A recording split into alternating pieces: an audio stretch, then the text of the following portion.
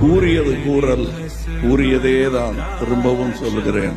மம்மூட்டி சிறந்த நடிகர். பரம வைஷ்ணவனு நீனே ಗರುಡಗಮನ ನಮ್ಮ ಪುರಂದರ ವಿಠಲನ ಪ್ರಾಣ ಪ್ರಿಯ